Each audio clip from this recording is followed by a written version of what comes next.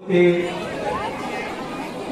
आदर व सम्मान के योग्य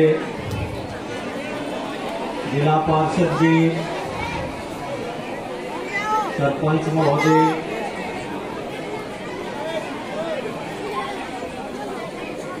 विद्यालय प्राचार्य,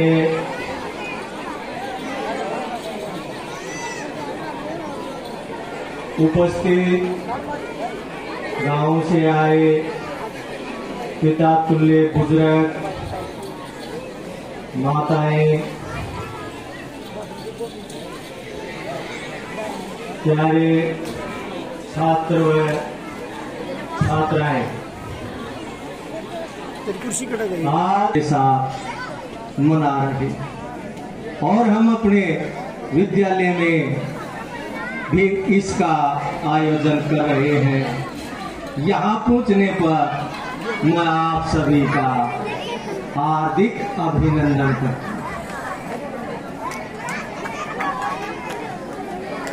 वॉलेंटियर छात्र कृपया करके जो हमारे स्कूल के छात्र हैं वो शोर कर रहे हैं, इन्हें रोकने का काम करें। वॉलेंटियर छात्र, जैसा कि आप सभी को पता है, आज हम 78वां स्वतंत्रता दिवस मना रहे हैं।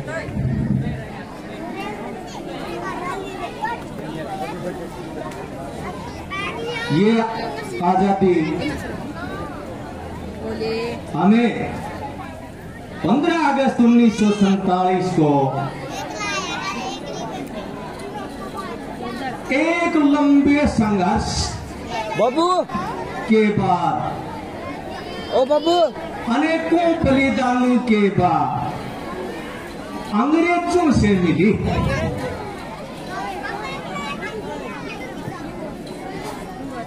लेकिन हम आज वो अंग्रेजों वाली स्वतंत्रता हमें मिली है, उसी को याद कर रहे हैं। लेकिन साथियों, हम हमारे अतीत के पीछे अतीत में झांकते हैं तो हमारे ऊपर एक मुगल सत्ता भी कायम थी और उस सत्ता में एक ही ज्योति प्रज्वलित हो रही थी जो स्वतंत्र थी।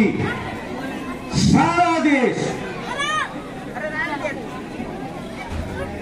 मुगलों की, अकबर की प्राधीनता स्वीकार किए हुए था, लेकिन राजस्थान के मेवाड़ में राणा प्रताप ने एक ज्योति जला रखी थी।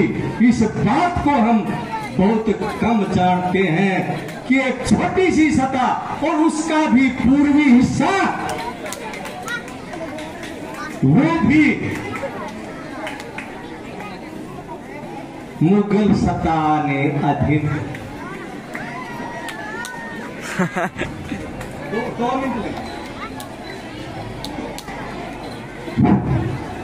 मुगल सत्ता अकबर ने प्रलोभन भी दिया राणा प्रताप को कि आप संधि भी कर लें तो हमें गुजरात का रास्ता मिल जाएगा। गुजरात एक बहुत बड़ी बंदरगाह है और हमारे व्यापारिक रिश्ते विदेशों से सुदृढ़ हो जाएंगे। लेकिन उसके सामने राणा प्रताप एक अंकुश था। साथियों, राणा प्रताप के पिताजी उदय सिंह जी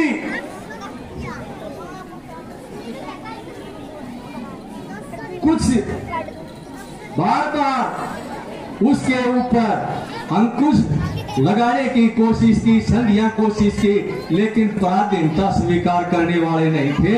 मुगलों की कुछ हिस्सा दबा लिया गया था।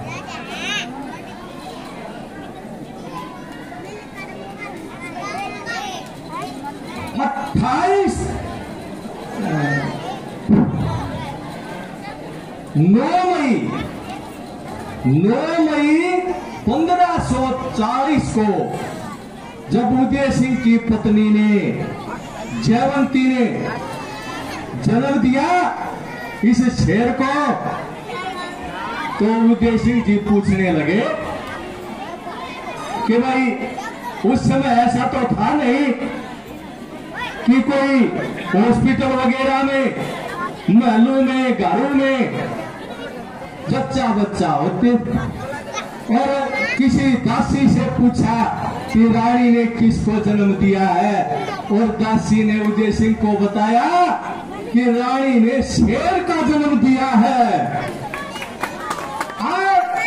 चारों ओर खुशियां मनने लगी, और जो उदय सिंह के सरदार थे वो कहने लगे, महाराज जो बेटा हुआ है इसका नाम क्या रखें? और उदय सिंह जी सीना तान के कहने लगे जन्म के समय ही कि जिस प्रकार से सूरज की रोशनी, सूरज अपनी रोशनी को बिखेर के धरती को रोशन करता है, उसी प्रकार से मेरा ये लड़का अपने शौर्य के प्रताप से और मेरा नाम रोशन करेगा, इसलिए मैं इसका नाम प्रताप रखता हूँ, महाराणा प्रताप सिसोदिया।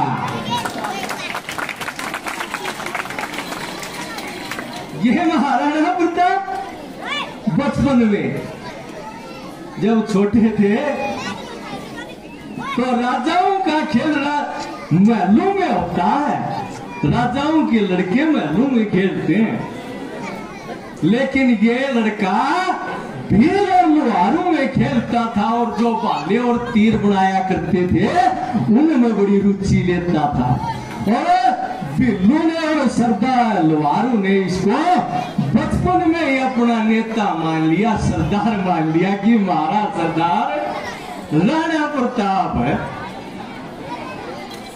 हमारा सरदार है राणा प्रताप, बचपन में ही मान लिया।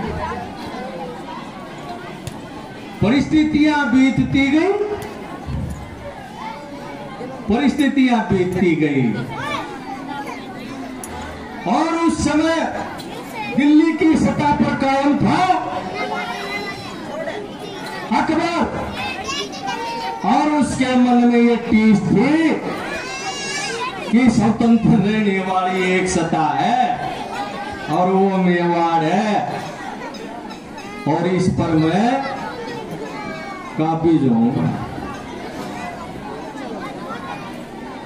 वॉलेंटियर बच्चे भाई दिखाई नहीं दे रहे, वॉलेंटियर बच्चे अपने जो विद्यालय के छात्र हैं इनके बीच में आए बेटा, वॉलेंटियर छात्र है जो विद्यालय के छात्र हैं इनके बीच में आए। हाँ, अब 1 मिनट और लूंगा सरदीप, 1 मिनट। अब क्या हुआ,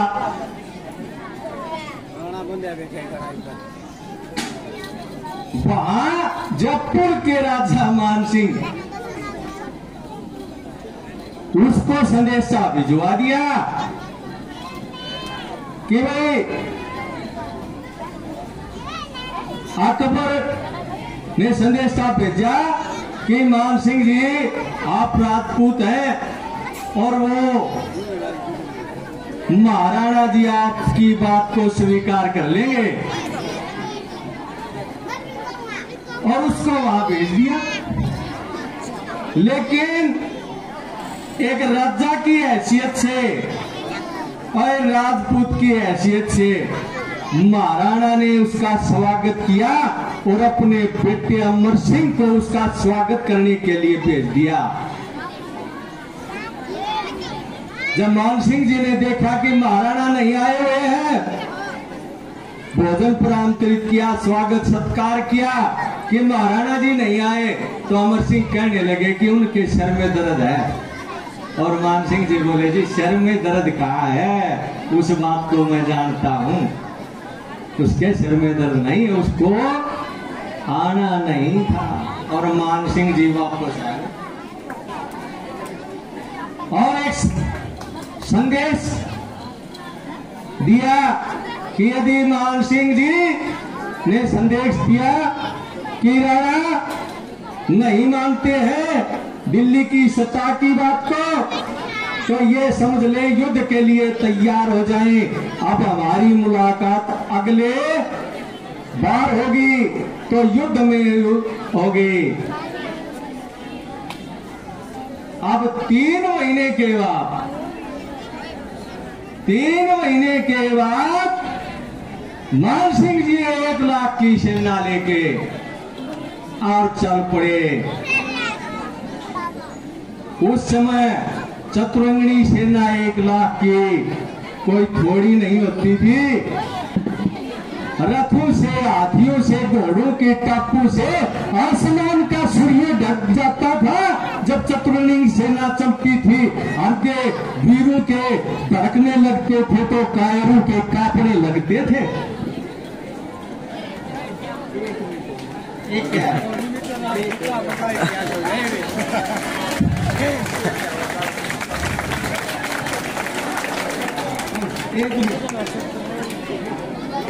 अब क्या हुआ, नरसिंहराम था एक मेवाड़ का।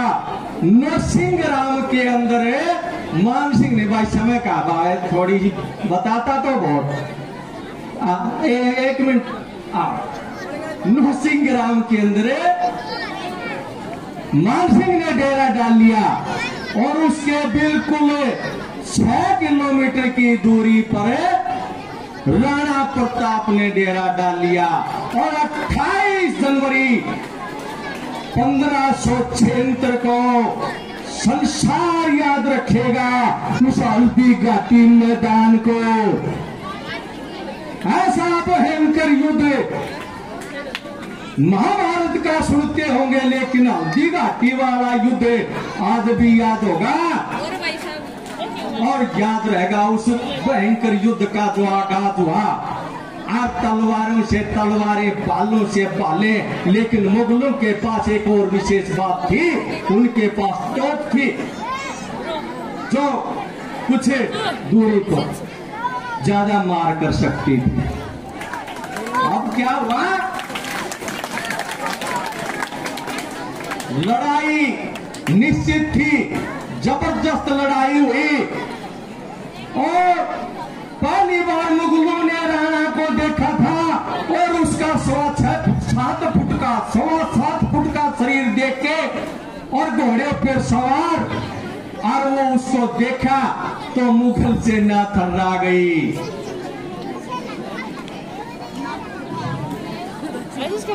तीन अरावल सेनाओं को नष्ट कर दिया।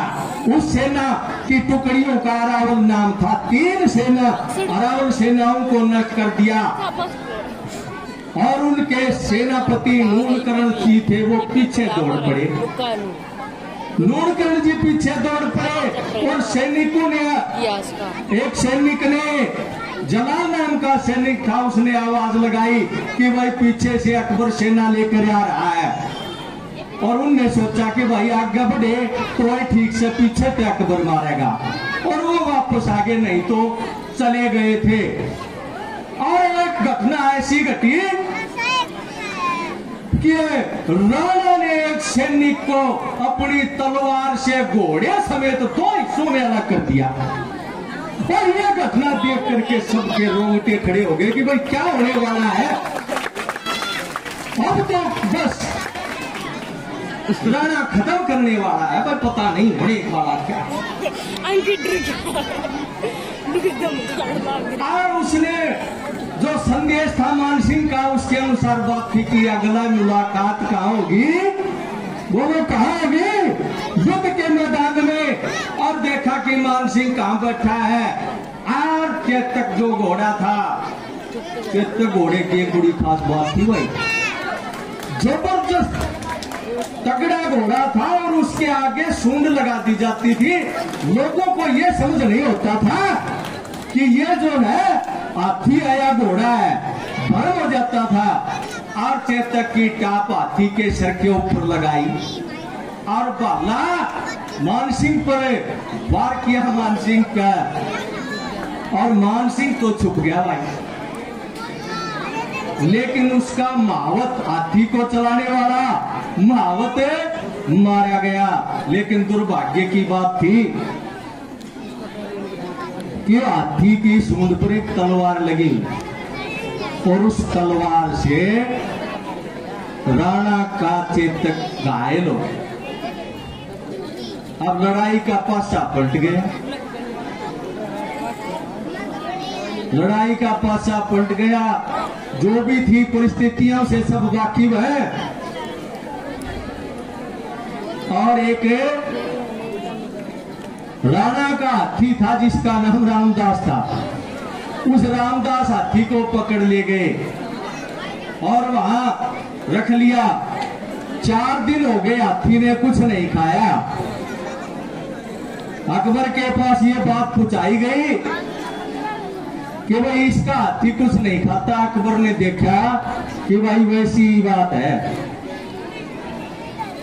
वैसी बात है। और अकबर ने आगे बढ़ा, अकबर ने कहा कि भाई जिसका हाथी ऐसा वफादार हो, जिसके जानवर ऐसे वफादार है, उस पर कभी भी पराधीनता नहीं की जा सकती, उसको अधीन नहीं किया जा सकता। तो साथियों, आजादी के लिए आज से नहीं, सदियों से संघर्ष हुआ है। आजादी एक भाव है और मन का भाव है। अब मैं भाई समय का अभाव है, ज्यादा समय नहीं लेता हुआ प्रस्थान ग्रहण करता हूँ। मेरे साथ साथी बोलेंगे, बोलो भारत माता की, भारत माता की। धन्यवाद साथियों।